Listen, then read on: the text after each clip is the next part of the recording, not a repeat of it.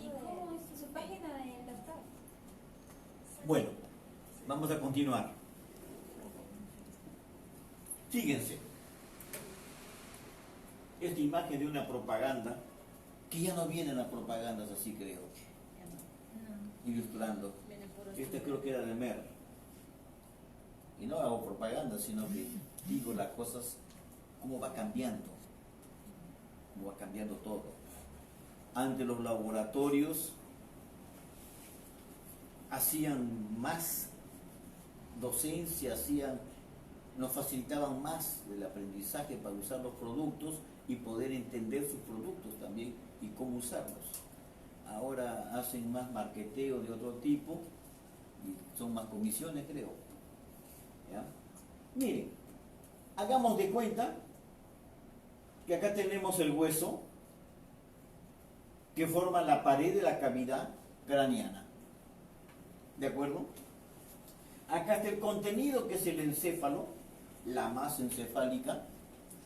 Y aquí estamos viendo en grande lo que ha sucedido después de un impacto. Depende de donde hagan el impacto, el cráneo, la cabeza se mueve, la masa encefálica se mueve también, pero ojo, no se mueve al mismo ritmo acompañando al hueso, sino que por tener diferente punto específico, el desplazamiento es disparejo, para entenderlo mejor. El ejemplo más simple es nuestro transporte aquí en el Perú. Suban ustedes a la combi, el chofer arranca, ustedes ni siquiera están sentando, arranca el chofer y inmediatamente van para atrás. Hacia adelante. Ahí nomás que arrancó, alguien levantó la mano y el chofer dobla y frena de golpe y ustedes se van para adelante. Eso pasa con la masa encefálica. Si la velocidad ha sido mayor y la detención violenta sobre esa velocidad, por lo general ustedes se van a comprimir contra la parte anterior, se van a apretar, todos los pasajeros se van a apretar.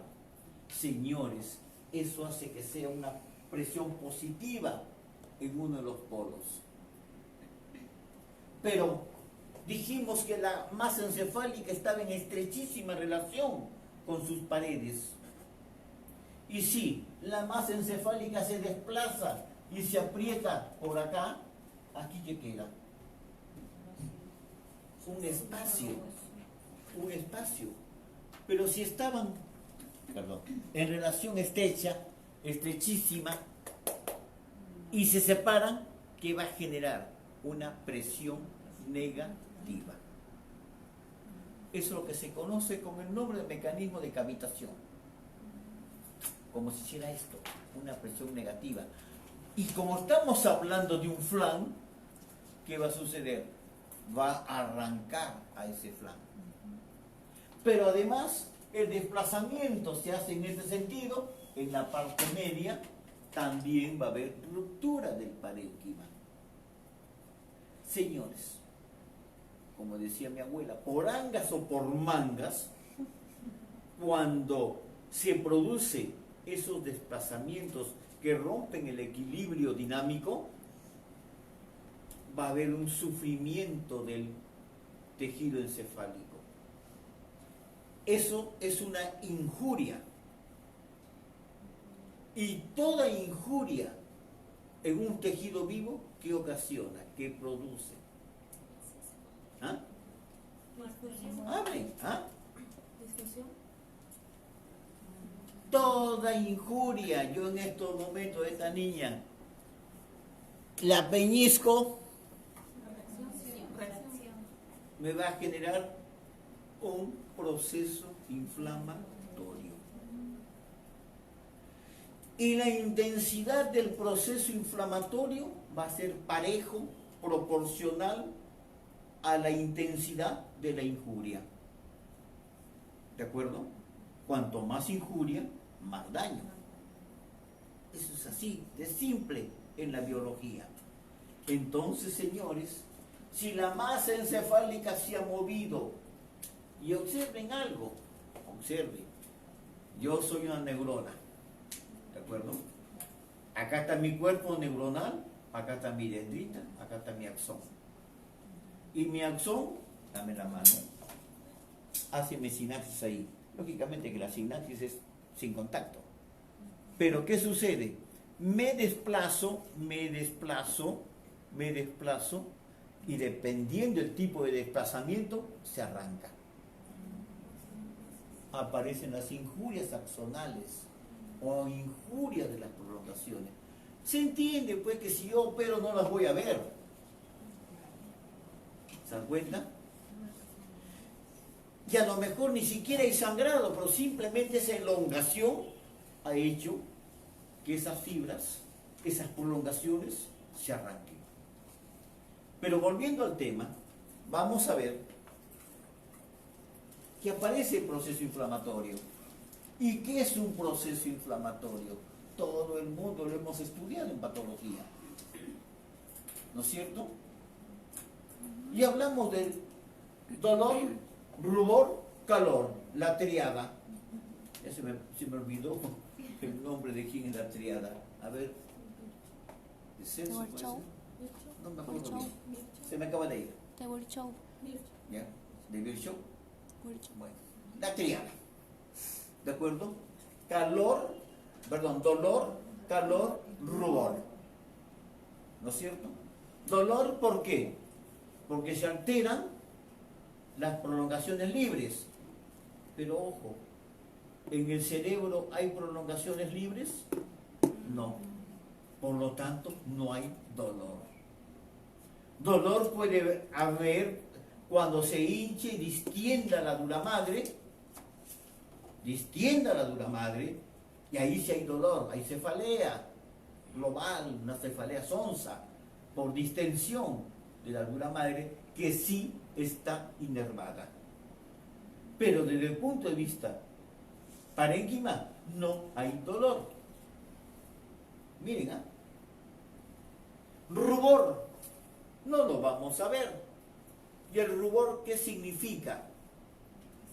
Que se ha incrementado la vascularización, porque es el efecto que produce la injuria, aumento de la sangre, los vasos sanguíneos llevan mayor cantidad de sangre para tratar de controlar el daño. Y por eso se ve rojito, rubor. Acá no lo vemos. Pero sí, la injuria ocasiona ese incremento vascular. ¿De acuerdo? ¿Qué dijimos que había? Dolor, rubor, calor. Calor. ¿Por qué hay calor? Porque lógicamente, si la sangre ha ido, que tiene una temperatura más elevada que el tejido, nos va a dar ese calor, que no lo vamos a sentir. Pero nos falta un cuarto componente que se está generando en todo esto. ¿Por qué? Porque se han roto esas barreras que hay entre los compartimientos de líquido. Tumor. Y ya se forma la tetrada. Tumor. ¿Y qué es el tumor? Y ustedes, si yo tengo una injuria acá, va a haber dolor, va a haber rubor, se va a poner colorado, va a haber calor y se va a hinchar, va a haber tumor. ¿Y por qué la hinchazón?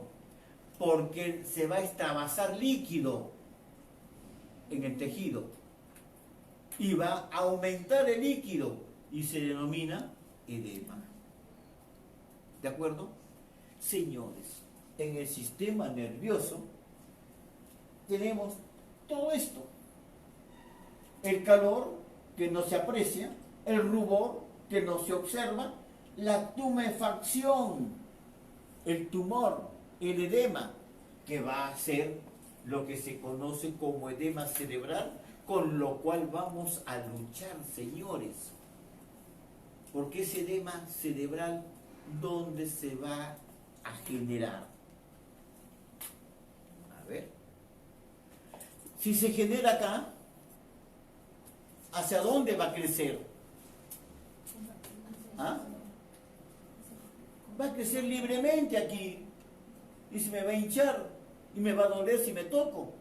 Pero el edema cerebral, ¿dónde se va a generar? ¿Hacia dónde va a crecer? Dentro de una caja hermética inmodificable. Por lo tanto, señores, ¿qué va a pasar con el interior de esa caja? Va a aumentar la presión. Entonces, ¿en qué va a consistir el tratamiento, señores? En tratar de evitar esto, en tratar de controlar esto. Todo el tratamiento del traumatismo encefalocraniano o de la hipertensión endocraniana es tratar de controlar esto, señores. ¿Se dan cuenta? Y lógicamente en el sistema nervioso se va a producir algo más, que es la alteración de la función. ¿Y cuál es la función principal del sistema nervioso? ¿Ah? ¿Cuál? Habla más. No. La función es a través de la sinapsis, pero ¿cuál es la función?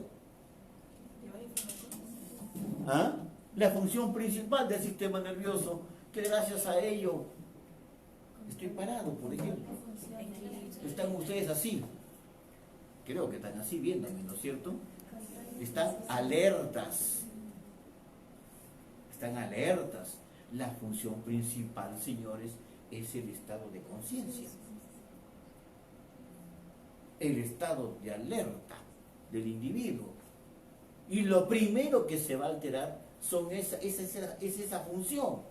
Se entiende que si tengo una lesión directa que me lesiona la parte, los centros motores, automáticamente voy a tener una parálisis. ¿Me entienden? Pero estamos hablando de manera global.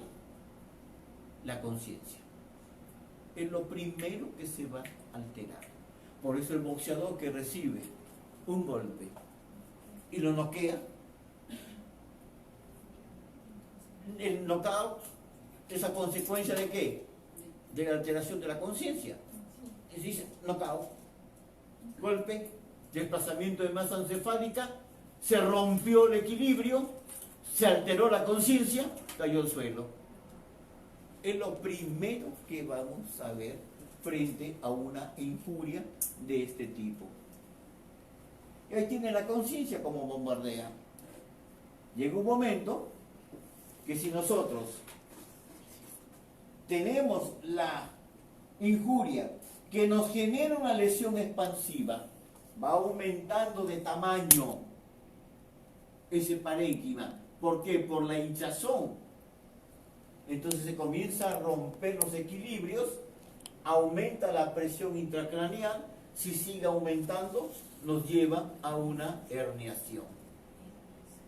¿De acuerdo? Pero miren algo más. Aumenta la presión, es decir, acá tengo otro tejido, yo me estoy edematizando, comprimo al vecino, el vecino se altera. ¿Cómo responde el vecino, la célula vecina? ¿Cómo responde?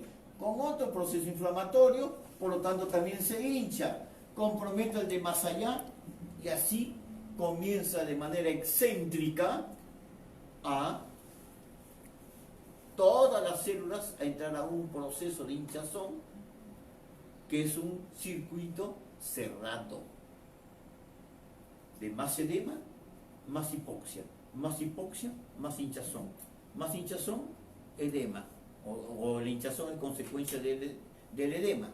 Y así vamos nosotros entrando a un circuito cerrado, un círculo vicioso, que si no lo rompemos, perdemos el paciente. ¿De acuerdo? Y lógicamente comienzan a haber crecimiento del tejido y desplazamiento de las estructuras.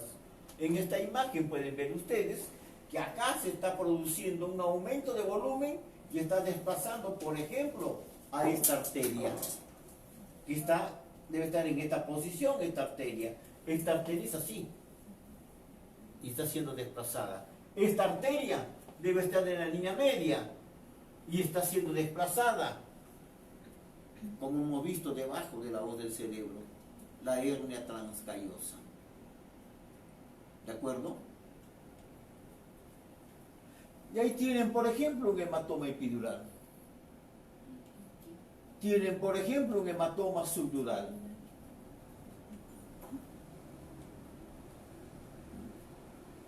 ¿Y cómo estudiamos la conciencia?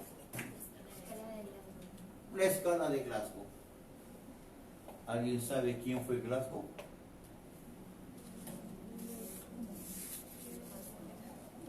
¿Ah? Bueno, vamos a ubicarnos porque la medicina, la salud, también es algo de cultura. Glasgow no fue nadie. Es una ciudad de Inglaterra, donde se reunieron los expertos para tratar de hacer objetivo la valoración del estado de conciencia. Antes de Glasgow llegaba un neurocirujano, un especialista, un neurólogo, cualquier persona decía, está medio dormido, ¿no es cierto? Medio dormido. Sopor. Y a los minutos llegaba otro, decía, oye, pero está medio dormido, ¿no es cierto? Estupor. ¿Qué diferencia entre sopor y estupor? Y otro llegaba, no, pues está medio dormido, sí, pero mira cómo despierta. Sopor superficial. No, pero mira, no despierte de inmediato, demora un poquito en despertar. Sopor profundo. Entonces todos teníamos el mismo concepto, pero hablábamos un idioma diferente. No había cómo valorar. Y es así como nacen los expertos. ¿Qué tiene un paciente cuando pierde la conciencia? Primero, que no abre los ojos. Segundo, que no habla. Tercero, que no se mueve. Así de simple. Entonces comenzaron a buscar parámetros y dijeron, mira, el que no habla, hoy de repente lo aprietas un poco más y habla. Pero el que no habla, a lo mejor lo aprietas, no habla, pero te dice tal por cual. Entonces comienzan a darle valores a los signos que se van encontrando. Mira, mueve bien. Te saluda, te da la mano y te reconoce. Entonces comienzan a dar. Y así nace la escala de Glasgow. Y aquí hay que entenderlo y decirlo. Sobre todo a las colegas de enfermería, que a veces me inventan cosas. La escala de Glasgow nació para el paciente con trastornos de conciencia a consecuencia de un traumatismo craneano, pero de valoración inicial, no de valoración cuando yo esté en la unidad de cuidados intensivos entubado y sedado. Ya no, señores. La escala de Glasgow no tiene la valoración 8 más T. La escala de Glasgow es del 3 al 15 y punto. O tiene 15, o tiene 3, o tiene 8, pero no más nada.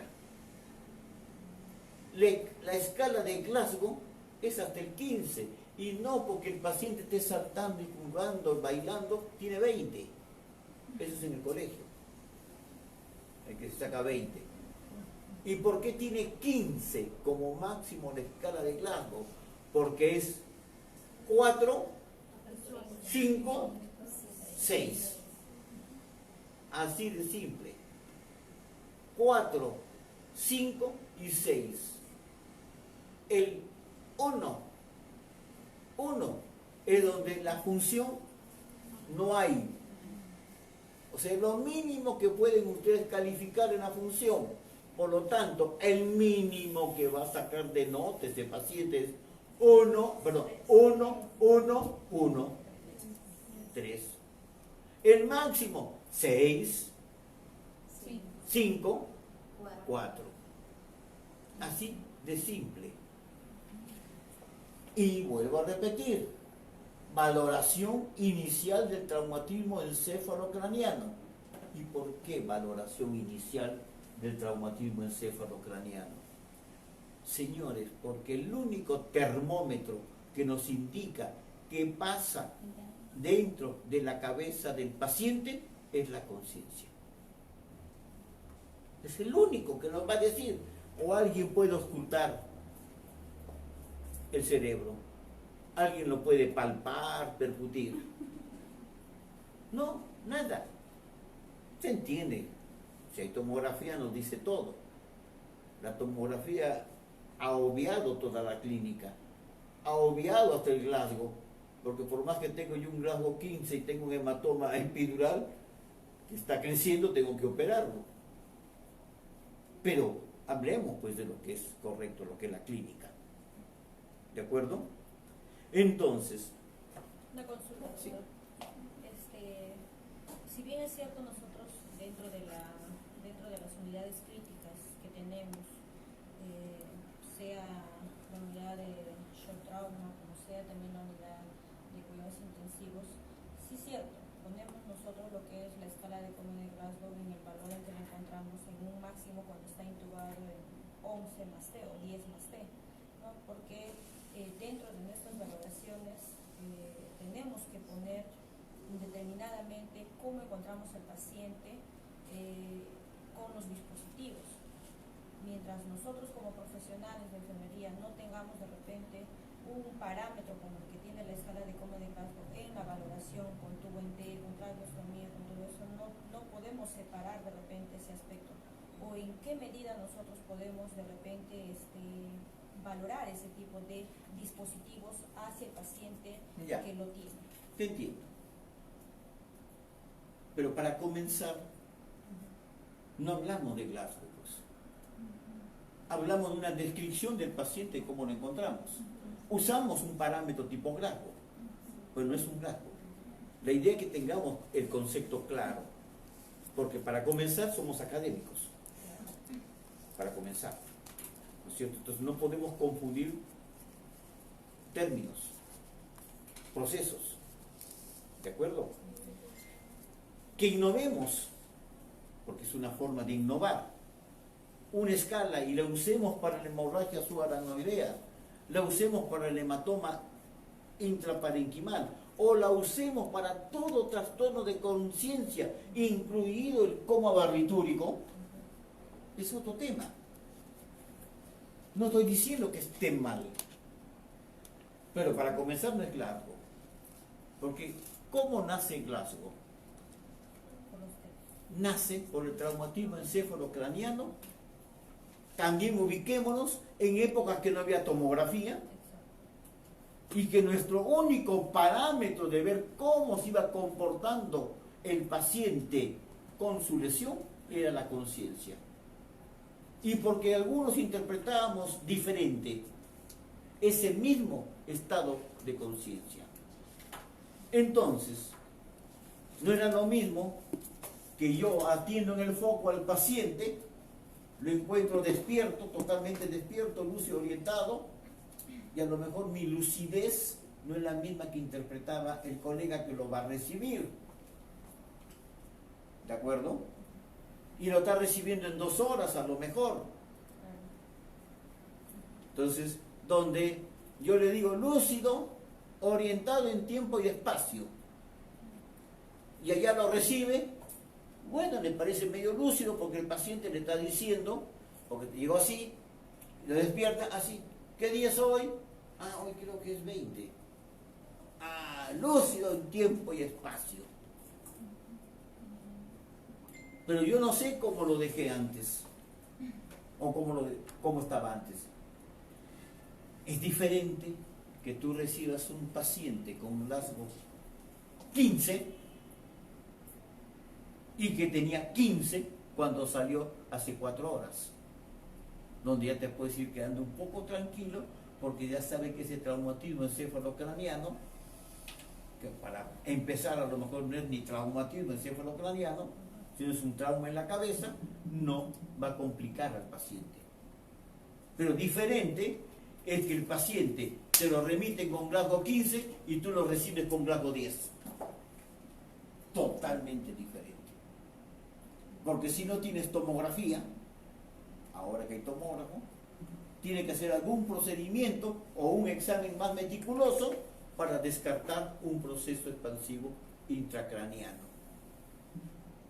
Y aquí viene el tema bien claro, señores. En el trauma, lo primero que hay que diagnosticar es si se opera o no se opera el paciente. No hay vuelta que darle. Porque si no se opera el paciente, si no hay nada para operar y está mal, bueno, la peleamos médicamente y veremos si lo podemos salvar. Pero si el paciente tiene un cuadro quirúrgico y hay que operarlo y no lo operamos, señores, el paciente se muere sí o sí. Así de simple. Entonces lo primero que hay que hacer diagnóstico quirúrgico o no quirúrgico. Si me llega a una emergencia y veo que el paciente se me va descompensando y no tengo neurocirujano, bueno, tengo que hacer diagnóstico cuanto antes para ver si es quirúrgico y tratar de evacuarlo a un lugar que haya neurocirujano. Porque a mí se me va a morir sí o sí. Pero si no es quirúrgico, bueno, yo no lo desplazo y trato de manejarlo médicamente. ¿Me entendieron? ¿Y qué puede ser que no sea quirúrgico? La contusión cerebral. La contusión cerebral, señores, no es quirúrgica. Que después, heroicamente, digan, operamos la contusión, hacemos descompresivas y le quitamos, es otro tema. Pero en principio, la contusión no es quirúrgica, es de manejo exclusivamente médico. ¿De acuerdo? El hematoma sí es quirúrgico. Y los hematomas, que es quirúrgico, ya, el hematoma epidural. ¿De acuerdo? Y acá tienen la escala de Glasgow, que ya me imagino la conocen y lo obviamos.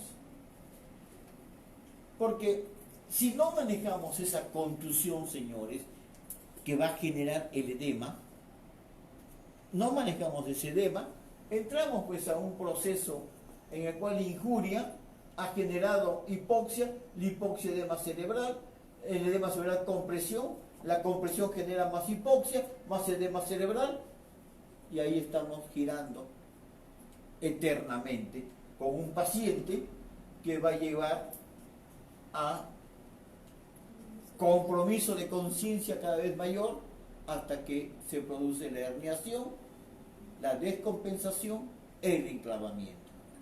¿De acuerdo? Y bueno, ¿quedó claro lo del traumatismo encefalocraniano? Más o menos. Y antes que me olvide, ¿qué armas tengo para luchar contra ese hinchazón?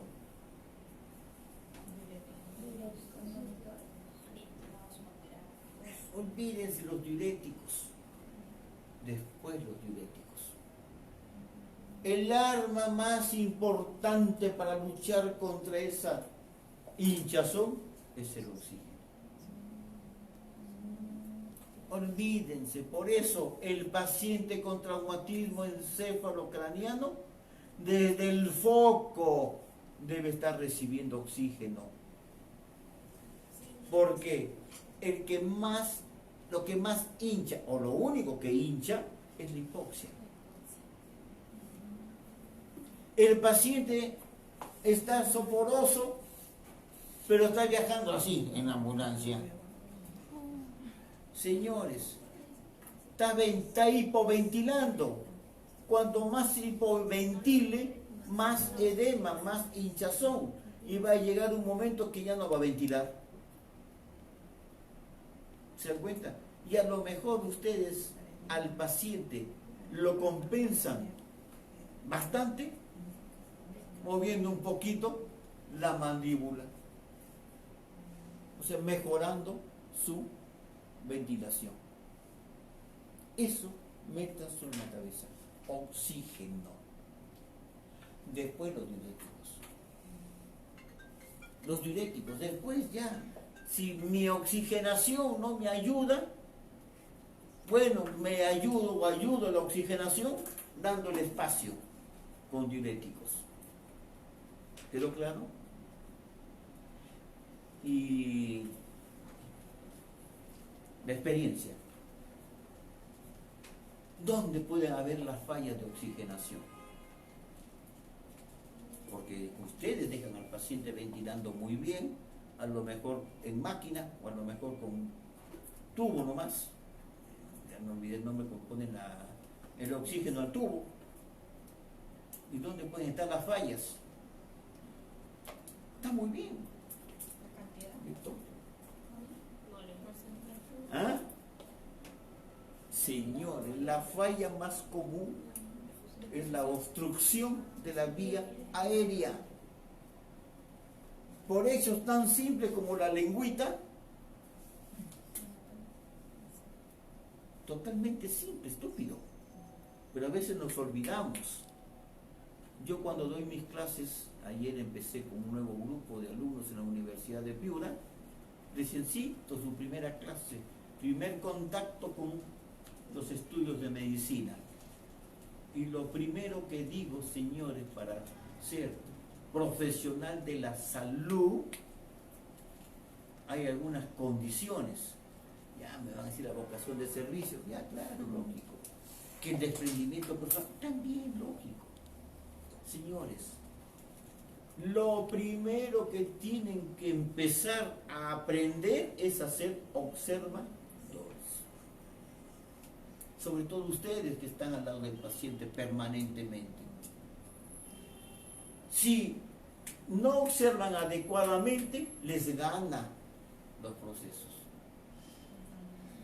Observador, punto 1. Sentido común.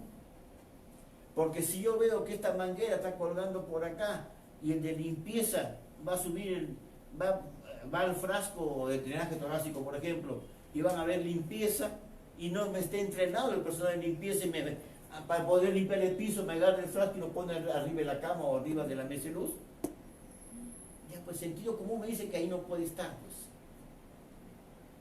Intuitivos, tienen que estar un paso adelante de lo que va a pasar. ¿Se dan cuenta?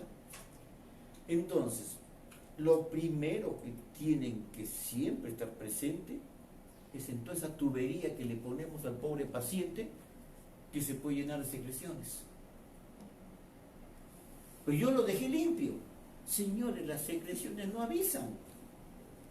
Pacientes que están limpios y a lo mejor estaba teniendo un proceso neumónico que todavía no se desencadenó y en la hora siguiente ya se desencadenó y está drenando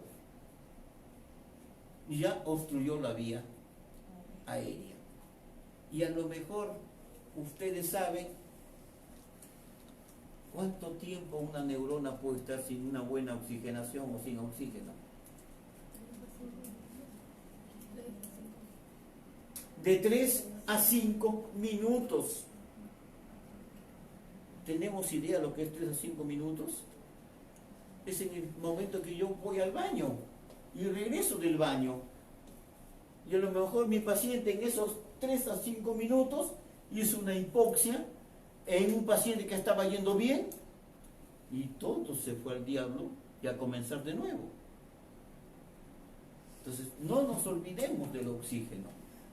Después el manitol, los diuréticos. Antiguamente los corticoides, ahora ya se vio que el corticoide no funciona, no sirve, ¿ya? De todo lo que ustedes quieran, pero no olvidarnos del oxígeno. ¿Preguntas? Doctor, Tú tenías una pregunta, creo. No, yo le quería preguntar en caso de ustedes que son de la especialidad, ¿cómo evalúan a un paciente que no es TEC su estado de conciencia? que es Hace un rato lo dije, nos apoyamos en el Glasgow. De todas maneras apoyan el Nos apoyamos porque así hablamos el mismo idioma. Porque lo que más, el mayor valor del Glasgow es que se objetiva. Y no solo se objetiva, se califica el Estado. Si no abre los ojos para nada, ya sabemos que es 1. Si lo encuentro con los ojos abiertos y todavía me mira y me hace así, ya sabemos que es 4, creo, si no me equivoco. 4. Si está con los ojos cerrados y me acerco y le digo hola y abre los ojos, hablamos de 3. Si no los abre inmediatamente y tengo que moverlos, amaquearle, apretarle la tetilla y recién abre los ojos, hablamos de 3. ¿Se dan cuenta? Si llego y el paciente me dice, doctor, buen día, pero además hay algo que nos lleva a tener sentido común también. Si llego yo y el paciente me dice, hola doctor, buen día, difícilmente que no abra los ojos, ¿no es cierto? Difícilmente que no mueva, salvo que tenga una hemiplegia antigua, que es otro tema. Y por lo general, no apertura de ojos se acompaña de no respuesta verbal y a lo mejor, falta de movimiento en alguna parte del cuerpo. O sea, esa concatenación de signos se dan de manera pareja y progresiva. Pero lo importante es el hecho que si mi paciente hace 2 horas estaba con un Glasgow 15 y ahora tengo un Glasgow 10, algo no está yendo bien. Incluso no esperar a que tenga un Glasgow 10 para preocuparme. Tiene un Glasgow 15 y ahora está con un Glasgow 12, algo no está yendo bien.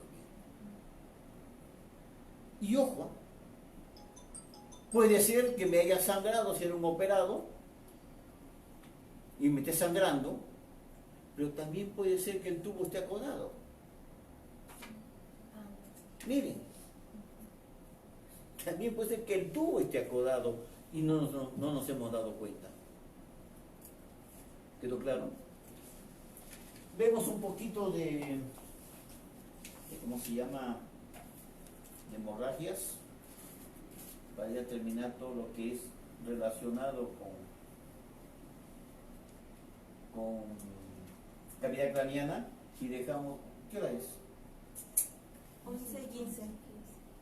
Ya. Anatomía funcional de la irrigación.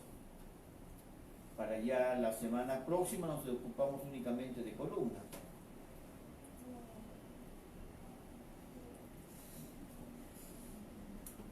Vemos nomás algunas cositas.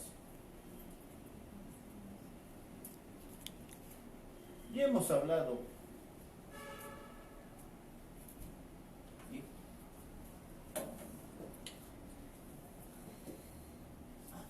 Había que... Habilitar contenido. No, está entero. Con el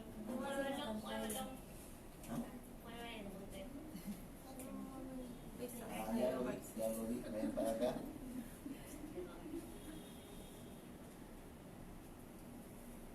Ven para acá.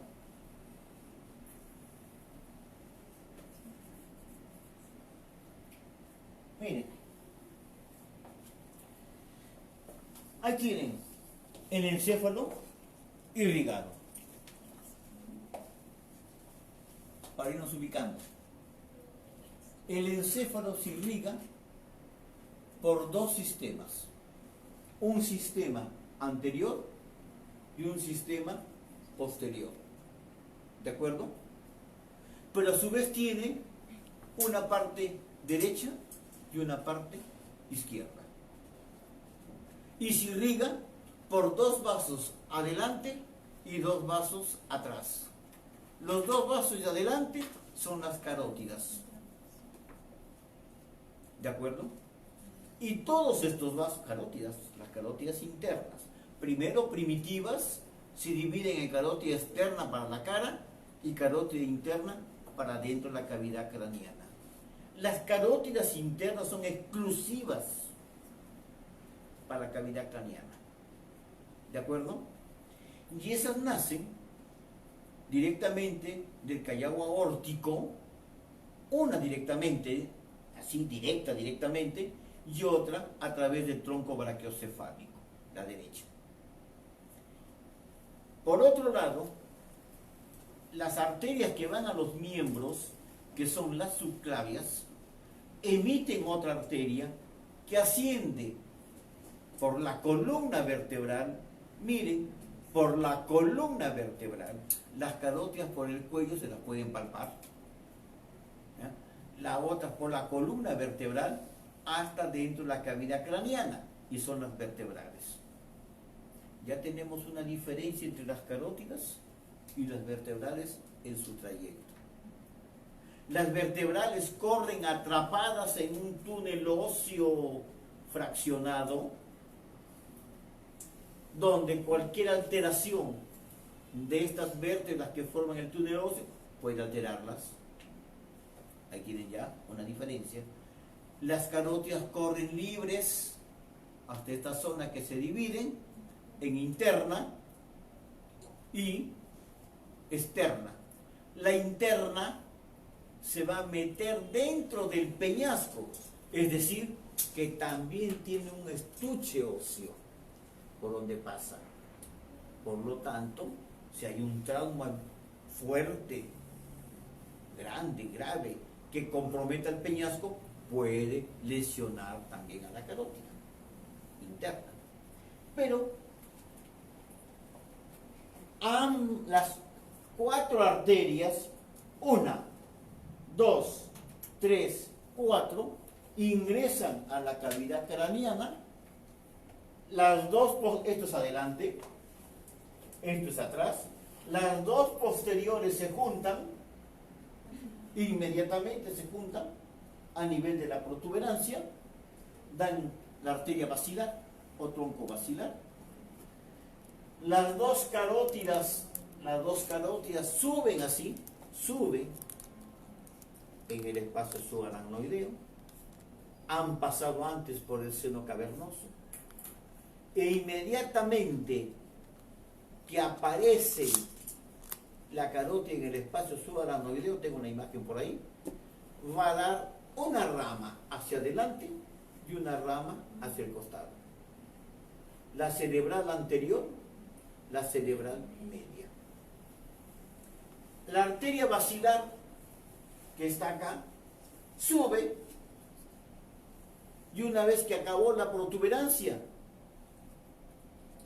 se divide en las dos cerebrales posteriores.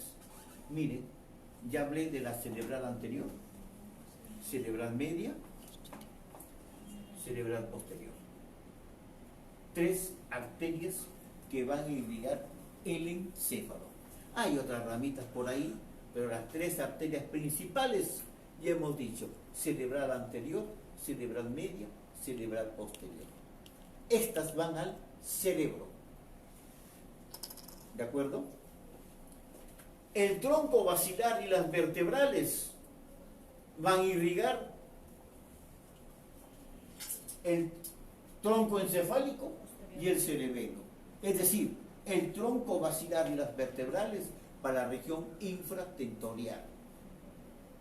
¿De acuerdo?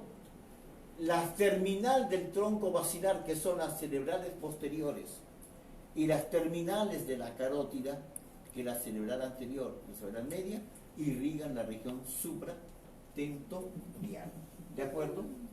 En esta lámina de las Ortes, lámina clásica de las Ortes, ustedes ven el sistema anterior y el sistema posterior. El sistema anterior es de mayor volumen en el cerebro. El sistema posterior tiene menor volumen en el cerebro y prácticamente se limita al lóbulo occipital. Miren que ya estamos asociando lóbulo occipital al sistema posterior. ¿Y quién formaba el sistema posterior? El vértebro basilar. ¿Y se acuerdan hace un rato que dije que el lóbulo occipital, qué función tenía? Visión. Por eso un trastorno del sistema vértebro-basilar va a tener o va a traer trastornos de la visión.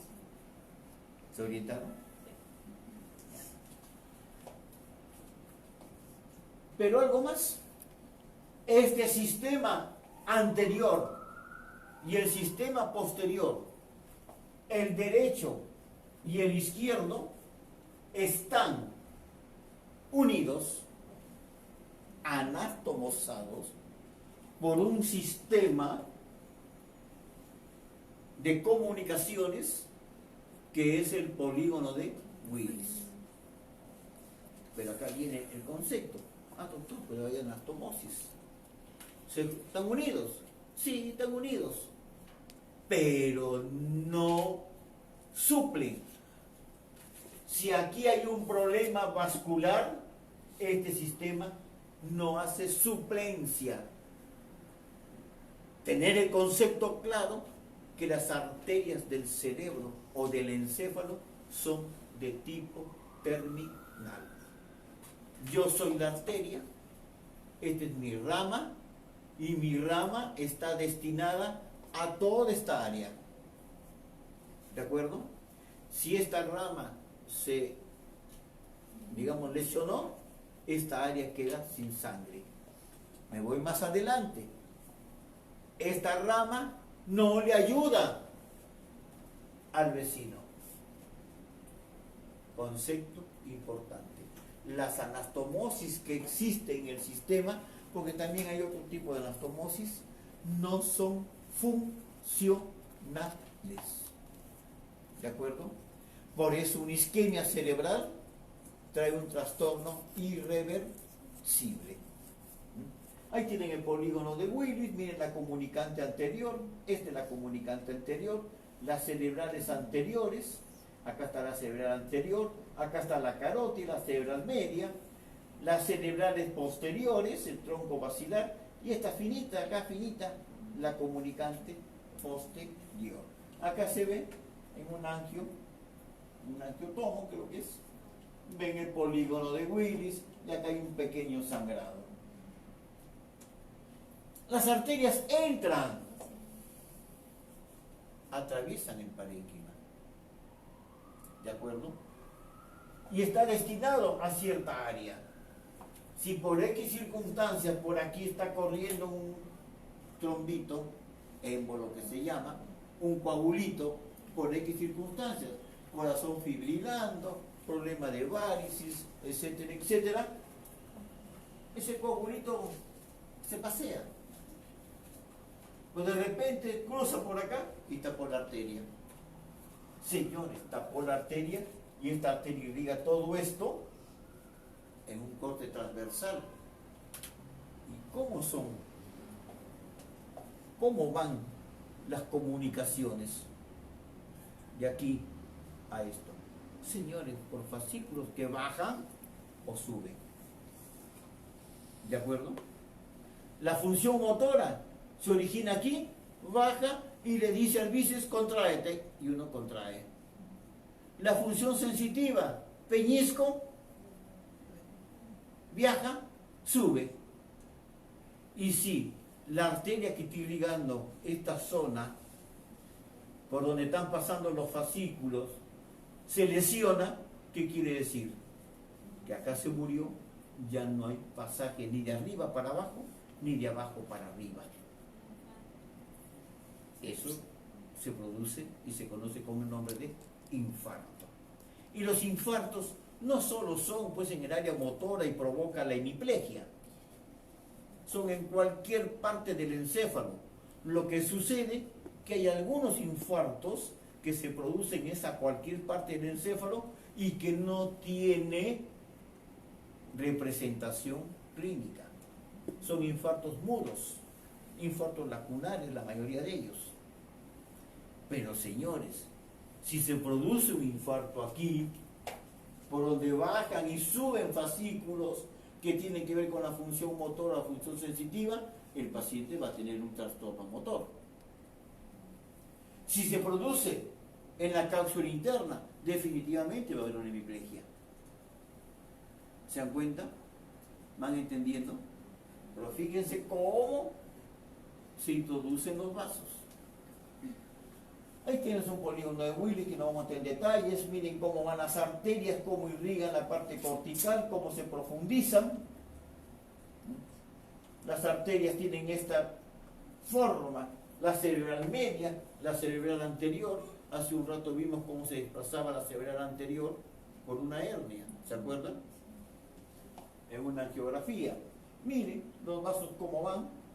Acá se hacen territorios.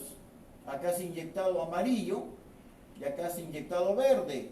Pero miren cómo una arteria, la cerebral anterior con amarillo, llega hasta acá nomás. Hasta acá. Y una arteria como la cerebral media con azul, que se ha transformado en verde, de aquí para allá. Es decir, que hay límite de territorios. Ya hablamos de territorios. Si la arteria cerebral media se tapa, de aquí para acá se muere. No se muere esto. Y al revés, si se tapa esta, de aquí para acá se muere. Y si en el área que se ha afectado y se muere está el centro motor, ya no hay función motora.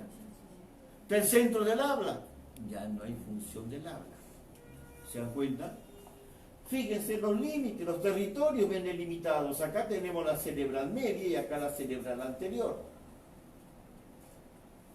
Acá. Miren, miren. Hay algunas anastomosis, pero hace un rato dijimos que no son supletorias, no son funcionales. Miren, hay bien claro los dos territorios. Y así se forman mapas. Mapas. Esto corresponde a la cerebral anterior, esto corresponde a la cerebral media y esto corresponde a la cerebral posterior. Acuérdense que la cerebral posterior pertenece al territorio vértebro-basilar. La cerebral anterior y la media corresponden al territorio carotidio. ¿De acuerdo? Y algo así es la irrigación cerebral. Algo así. Y cuando comienza a fallar la irrigación cerebral, tenemos algo así. Y cuando comenzamos a envejecer, así nos vamos moviendo. ¿De acuerdo? Lógicamente, en mayor o menor proporción. En mayor proporción tienen ustedes la demencia senil, por ejemplo. En menor proporción, a lo mejor algunos olvidos, etcétera, etcétera.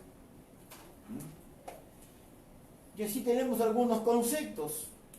Cuando se rompe un vaso, en el interior del parénquima, hay que definir claramente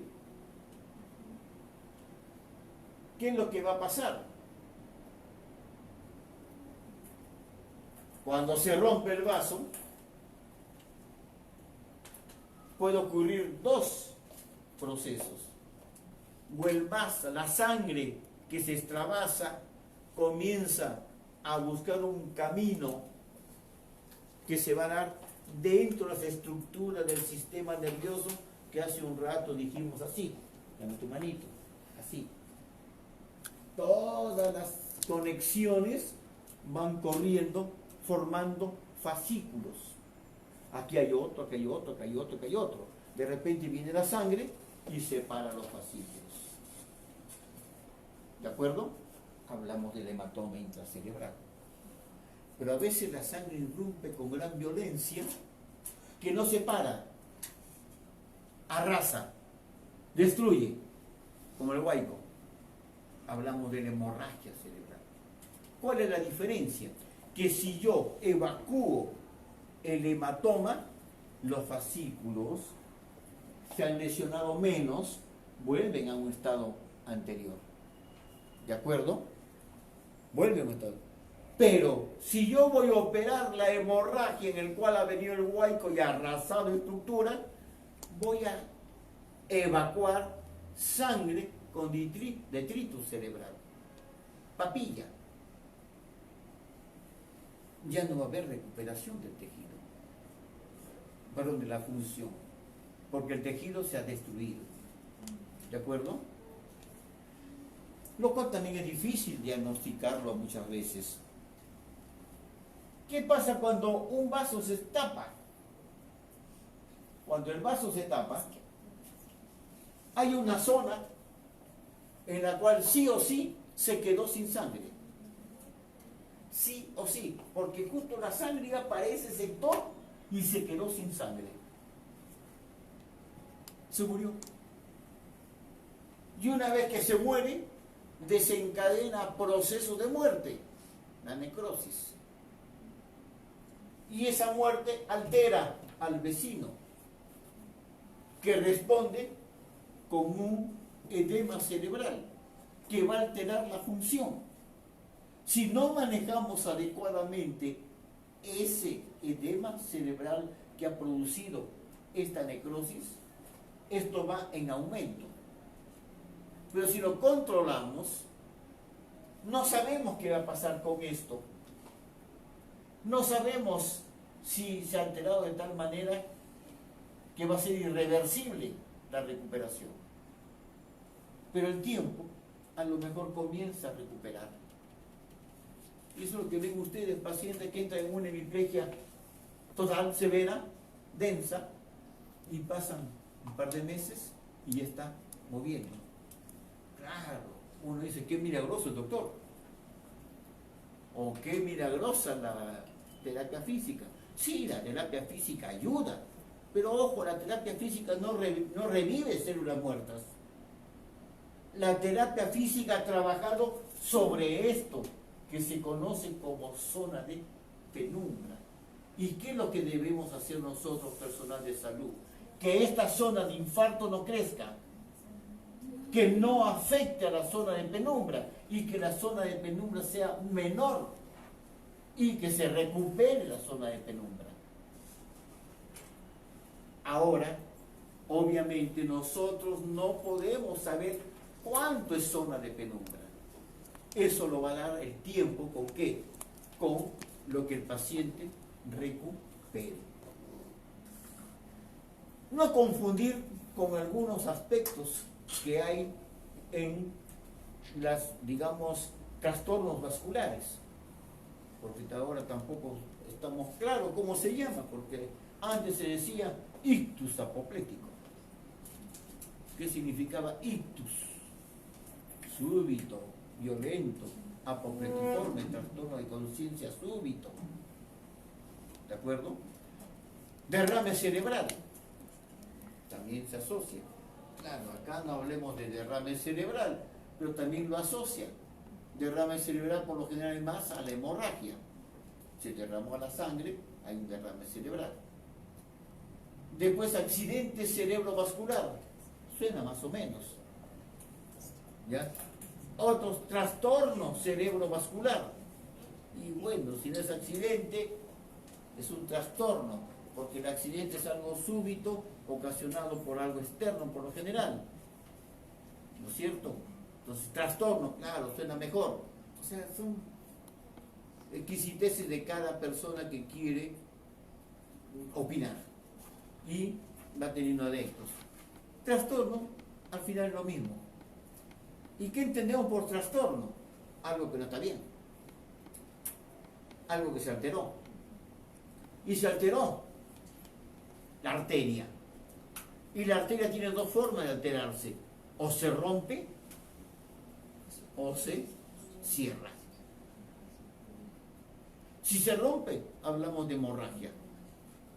Ya vimos algunas. Puede ser por aneurisma, malformación vascular, hipertensión arterial, etcétera, etcétera. Si se cierra, también puede ser por muchas causas. Se cerró de repente porque alguien le irritó y hizo un espasmo, porque las arterias tienen músculo y el músculo tiene capacidad de contracción, y si el músculo se contrae en la arteria, la cierra, porque son músculos circulares, la cierra, espasmo, y se llama espasmo. Lógicamente pasa el agente irritante, la noxa, se vuelve a abrir. Claro, cuando se cerró, uno tuvo una reacción funcional. Si era área motora, parálisis. Si era lenguaje, no habla. Se cerró. Pero de repente a la hora, media hora, se abre. Y si no ocasionó ese espasmo una necrosis, comienza a recuperar las funciones. Y hablamos del TIA, el trastorno isquémico o accidente isquémico transitorio. ¿De acuerdo? Pero a veces se queda cerrado un poquito más y ya genera lesión. Y otras veces genera esto. ¿Ubicados? ¿Qué interesa sobre todo? Esto, señores. La zona de penumbra, que es lo que tenemos que evitar que crezca, que aumente. ¿De acuerdo? Esto no va a aumentar, señores. A no ser que se tape otra arteria, otra arteria, otra arteria. Un poco difícil, ¿sabes? Lo que esté el corazón embolizando, pues bombardeando, ya pues es otro tema. Pero se produjo el infarto, esto ya se produjo. Pero esto va a generar esto. Y esto es lo que tenemos que manejar. Y así tienen zonas de infarto. Miren, zonas de infarto. Acá hay un edema. Porque la falta de sangre, que vendría a ser la hipoxia, ¿qué va a generar? Edema cerebral. Por ejemplo, yo voy a contar una experiencia. Uno, bueno, siempre se da. Uno está operando. Tiene un cerebro totalmente complaciente, lo maneja para abajo, lo maneja para arriba. Está hablando. Lo separas bien, pones la espátula, todo. Y de repente el cerebro comienza a crecer. Señores, comienza a crecer. Rápido, se va saliendo. Entonces, sí. Lo único que puede ser es de que el paciente no esté ventilando, está en hipoxia y me está generando el edema. Pero así, uno le pasa la voz al anestesiólogo, el anestesiólogo comienza a preocuparse, comienza a ver su tubo si no está acodado, que por acá, y de repente, hablo de mi época de cirujano, la cal sodada que se usa, azul. Había que cambiar la cal. Cambian la cal y el cerebro de nuevo se cae. Eso es, así es la hipoxia, señores. ¿De acuerdo? Preguntas. Creo que ya es la hora. Preguntas. De su experiencia, chicas. Aquí no tenemos. Conversen, digan algo. Bueno, yo tenía experiencias en sus traumas cerca de pacientes que llegaban en ACV, ¿no? Con accidente cerebral. Y hemos explicado lo que es la trombolisis. Ah, ya. Yo no tengo experiencia en eso porque yo soy neurocirujano, no manejo eso. Ya. Bueno, en las emergencias viene el neurólogo, por ejemplo, viene el neurólogo y el neurólogo aplica al paciente para ver la cantidad de daño en la escala NIS. Ya, A través sí. de la escala NIS empieza a evaluar al paciente y él indica, ¿no? Si la escala NIS está entre 4 y 22 puntos, indica, licenciado, vamos a trombolizar. Y se empieza a administrar el alteplase, que es un medicamento que utilizan para diluir pues los trombos, ¿no? Se supone que va a licuar el trombo. Claro, a licuar el trombo. Alisar el trombo sería. Ajá. Y Lisis es significa efectivo. destruir. Y es efectivo porque cada 15 minutos vamos evaluando con la escala NIS. Y Y la escala se supone que tiene que ir mejorando la respuesta del paciente, ¿no? Por ejemplo, si La ya escala de tiene- NIS es algo parecido a una escala de Glasgow. Claro, tiene más Más parámetros para evaluar. pero y sí, Y va a objetivar. y es emocionante, pues como vas viendo que va, ajá, así como cuando hacemos el Ya. cardíaco. Pero yo creo que cuando tenemos un paciente en circunstancias críticas, todo lo que hagamos Claro. es de buena fe para comenzar, Sí. del deseo de mejorarlo, de salvarlo. Y es cierto, ni el médico ni la enfermera actúa de mala fe para malograr un médico, para malograr un paciente. Pero a veces pues nos desviamos un poco de los temas, que es otro cantar. Pero en general, nuestro accionar es para mejorar al paciente. Si yo a una paciente te indicada la trombolisis y hago la trombolisis y el paciente mejora, pero si somos más dogmáticos, siempre hay que tener presente que esa mejora tiene muchos parámetros, Ah, sí, claro. muchos parámetros. En el sistema nervioso, señores, perdón, si en la medicina no hay 1 más 1, 2, no hay una ciencia exacta, en el sistema nervioso mucho menos. Primero, que no lo conocemos bien. Segundo, que así como no lo conocemos bien, no podemos determinar qué está pasando dentro. Y si hacemos la tomografía, sí, vemos la parte morfológica, pero no sabemos lo que sucede adentro. Si la trombolisis me funciona, perfecto, hagámoslo. Pero a veces funciona no por trombolisis, sino porque lo que hemos conversado hace un rato, el TIA y tantas cosas, van a ser una respuesta favorable que se la estamos atribuyendo a la trombolisis. Pero ante la duda, yo prefiero pecar de exceso, y como siempre decía cuando hacía neurocirugía, y no tener un deceso, ante la duda. Pero como técnicos nosotros, como académicos, como científicos, tenemos que tener presente también que a lo mejor esa respuesta puede estar ayudada por el proceso en sí del paciente. Doctor, porque hay parámetros que nos indiquen que estamos frente a un proceso transitorio, o sea, ¿ustedes tienen parámetros? Los parámetros son los tiempos nada más. Ah, depende del tiempo, nada más Sí, podemos los decir si tiempos. es transitorio, esto sí. Bueno, otra pregunta. Sí. Quería que, no sé si alguna vez lo he escuchado, ¿no? O sea, la diferencia entre lo que es los hematomas epidurales y los subaracnoideos, ¿no? Los subaracnoideos. Así es, ajá. A ver, vamos a ver un poquito. Primero te corrijo. Hematoma subaracnoideo no hay. ¿Por qué? Porque la sangre es compatible con el líquido cefalorraquídeo y se diluye rápidamente. Hay hemorragia subaracnoidea. Lo que va a haber es cuando hay una contusión a veces, hay todo un chancón de los tejidos y que se va a formar un hematoma, pero mezcla de parénquima, mezcla de sangrado en el espacio subaracnoideo. Pero un hematoma subaracnoideo que la sangre salió y se coleccionó, no. Empezando porque ni siquiera hay parámetros para que pueda coleccionar, porque es un espacio. ¿Se dan cuenta?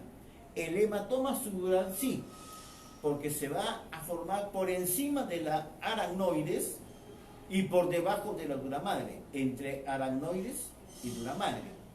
El hematoma subural puede ser de 3, digamos, lo podemos encontrar en 3 oportunidades. Uno antiguo, que es el crónico, el viejito, que se golpeó la cabeza y después de 15, 20 días, 30 días comienza a tener algún trastorno neurológico.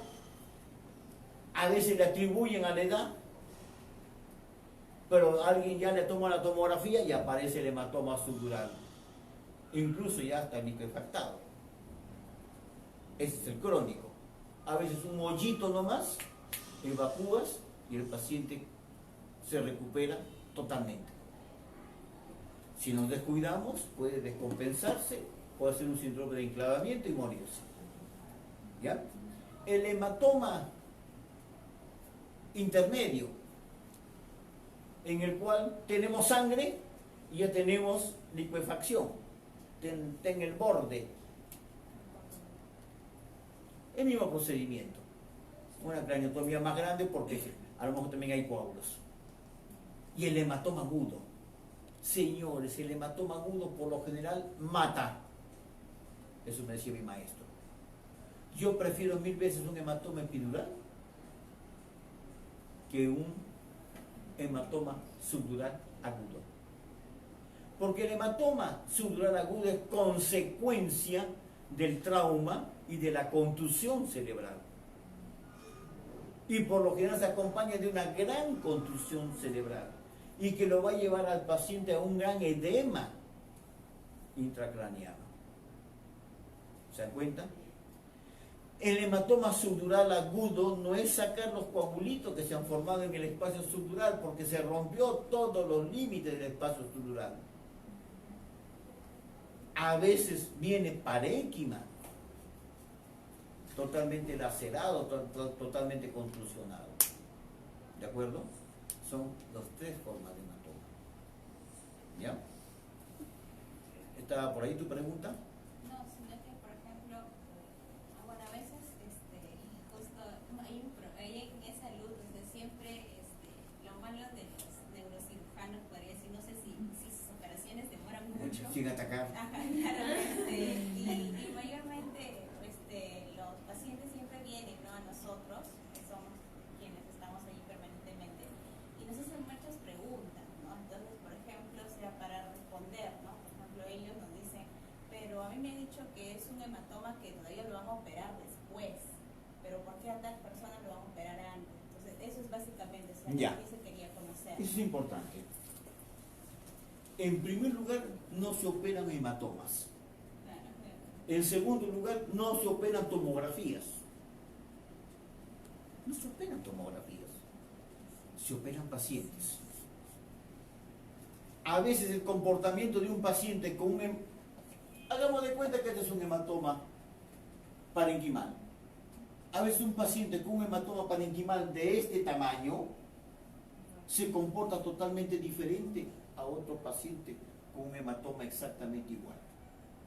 Diferentes motivos. Totalmente diferentes motivos. ¿Qué operamos? Al paciente. Si este hematoma de este tamaño en este paciente lo está descompensando y me lo va a enclavar, entro a operarlo, entro a descomprimirlo. Pero si el otro paciente lo está tolerando perfectamente, espero. ¿De acuerdo? Siempre para abrir hay que tomarse un tiempo. Eso lo tengo clarísimo yo. No es abrir por abrir. Yo tengo un caso, no digo de dónde para no reconocerlo rápidamente, que todavía no entiendo cuál fue el criterio quirúrgico. Porque, señores, las imágenes tampoco mienten, pues. Porque yo con esta imagen ya más o menos sé qué puede tener el paciente. Señores, la neurología, si bien no es una ciencia exacta, nos dice lo que está pasando, porque las funciones son conocidas. Si la lesión es en el lóbulo frontal, la parte posterior, que tiene que ver con la función motora, ese paciente, si eso está lesionado, ese paciente tiene que tener una hemiplegia o una parálisis, digamos. Si está en la parte baja, en el miembro superior. Si está en la parte alta y para el lado interno, en el miembro inferior. No hay vuelta que darle. Si se lesiona el asta anterior de la médula, parálisis. El asta posterior, anestesias, trastornos sensitivos. Pero aquí entra una paciente caminando, despierta lúcida, con un huequito acá.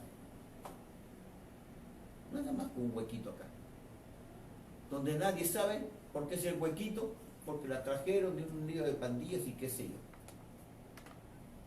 Hacen una tomografía, la tomografía no muestra un coágulo, muestra una fractura acá, con minuta, con compromiso de la tabla interna, y de repente yo no sé cómo el paciente termina en sala de operaciones sin hueso frontal. Sin hueso frontal. Y sale de sala de operaciones, la paciente despierta y lúcida. O sea, entró despierta y lúcida, salió despierta y lúcida. Que me digan que entró despierta y lúcida porque estaba descompensando, bla, bla, bla, bla, y después salió media soporosa y después se recuperó, bueno, algo no anduvo bien. Pero tampoco, si no veo nada en la tomografía, ¿por qué va a estar con ese trastorno? Hay correlación siempre. Sin embargo, la paciente sin lóbulo frontal, perdón, sin hueso frontal.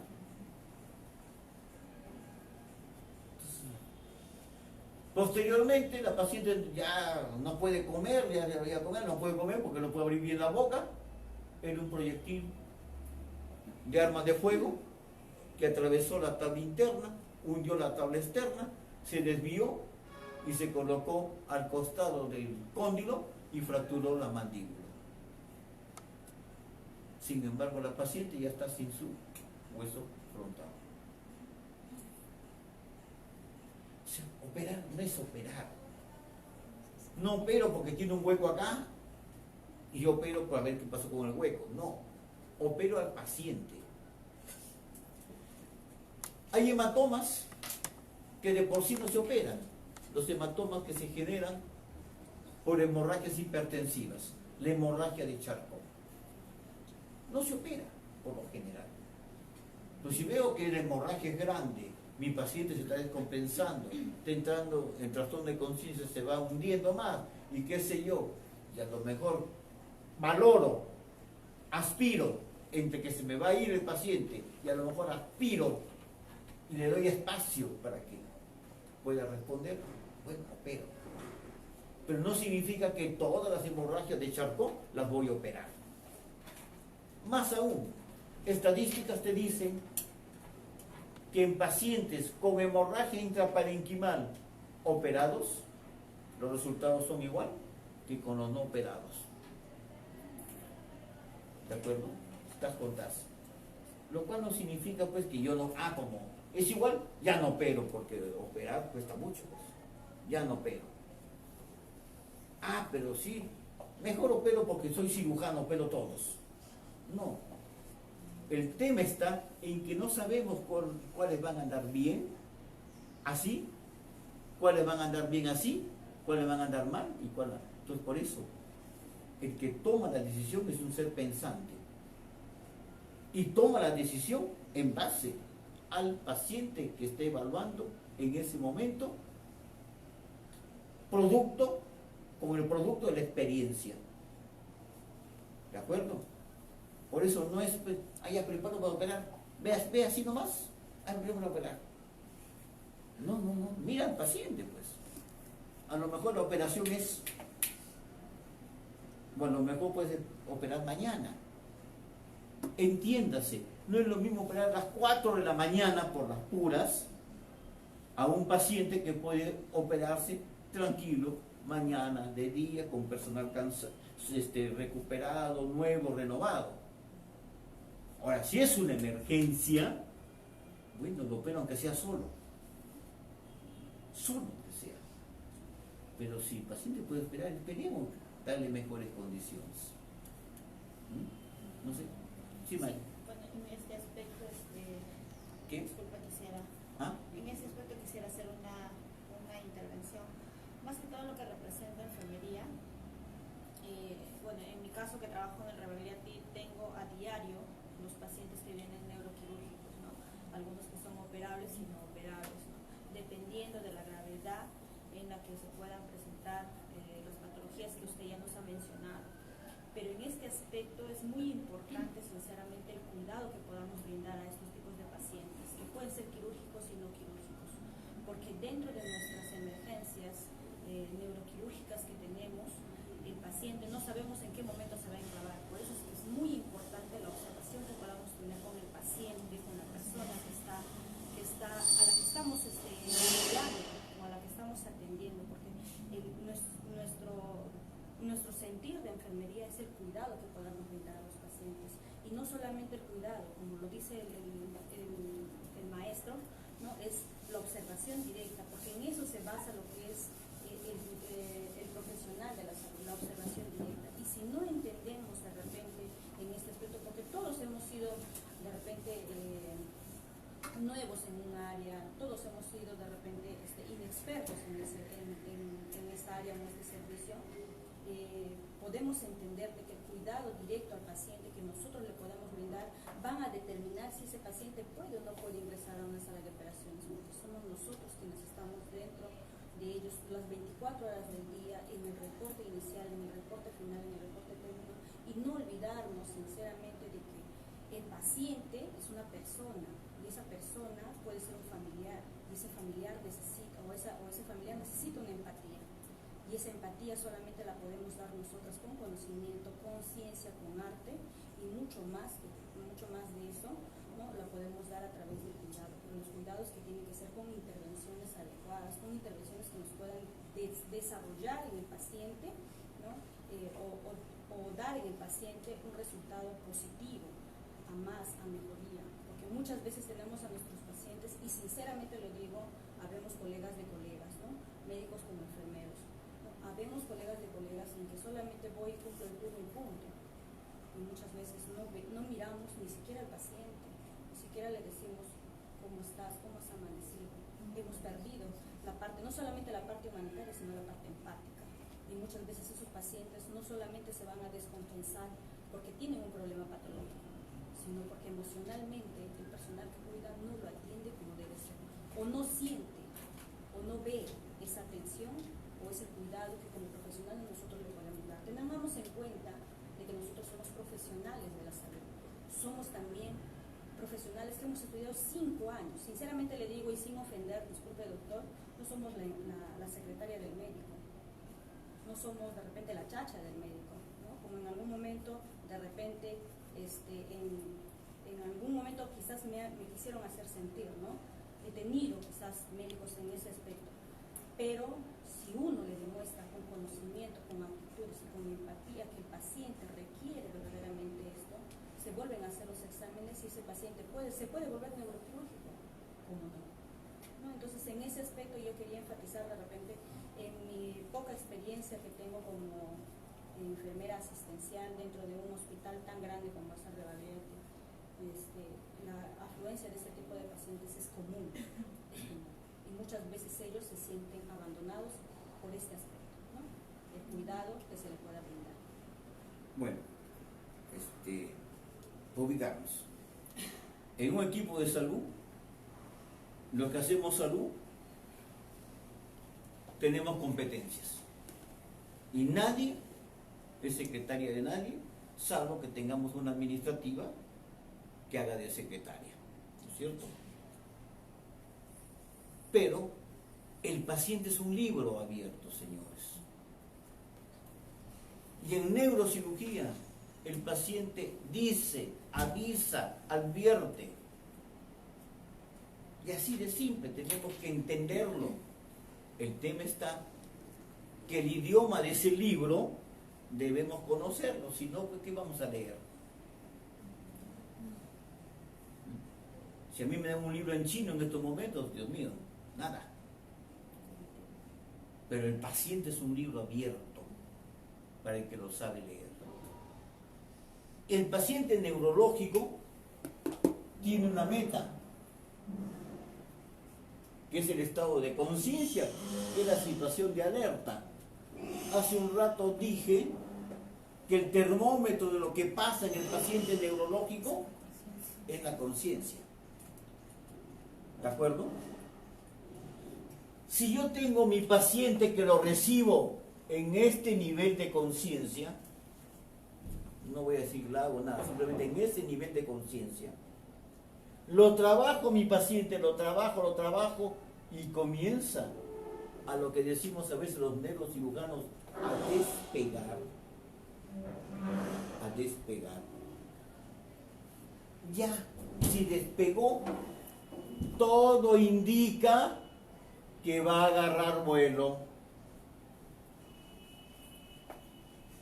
Así de simple. Si el hematoma era lo que lo tenía a este nivel y llegué a operarlo y comenzó a despegar, está diciendo que lo operamos a tiempo, que el daño no ha sido irreversible y el paciente está despegando. Y si está despegando y de repente aquí, señores, me hace esto, algo no encaja. Así como en estos momentos en la lucha contra la corrupción algo no encaja, acá también nos tenemos que preguntar qué no encaja. Algo pasó. El paciente nos está avisando. Entonces aquí donde viene la evaluación, la preocupación, saber qué está pasando. Y hace un rato lo dije, a lo mejor mi paciente comenzó a sangrar porque la coagulación que le hice, bueno, no agarró bien, se soltó el coagulito y empezó a sangrar. O a lo mejor estuvo despegando y estaba sangrando y aquí ya se desequilibró. Entonces, nos puede pasar a cualquiera. Pero lo que no puede pasar a nadie es que no le demos importancia, que ignoremos lo que está pasando, que no evaluemos y que no digamos a lo mejor lo operé mal en ese aspecto y tengo que reoperarlo. Lo que no puede pasar es que, ay, ya no te preocupes, pone manitol e irse. Eso no puede pasar. Hay que reevaluarlo. Algo no encaja, señores. A lo mejor nuestra enfermera querida, la más eficiente y todo, se le pasó que el tubo se acodó, hipoventiló un par de horas y empezó a descompensarse. A lo mejor está con secreciones. A lo mejor lo dejamos bien acostadito en posición horizontal y no hay un buen drenaje. Por eso decimos posición semisentada en el neurológico. O sea, pequeños detalles a lo mejor, o grandes detalles de que el paciente empezó a sangrar o se llenó nuevamente el espacio que dejé yo al evacuar, digamos, el hematoma. Y si fue un tumor, a lo mejor mi operación fue un poquito cruenta, con mucha coagulación, con mucho corte, quemé estructuras y está respondiendo al edema. Entonces, a manejar el edema. Pero por lo general el paciente que despegó, señores, tiene que llegar a buen puerto. Y eso depende no del médico, no de la enfermera, sino del equipo de salud. Así de simple. Yo creo que con esto terminamos.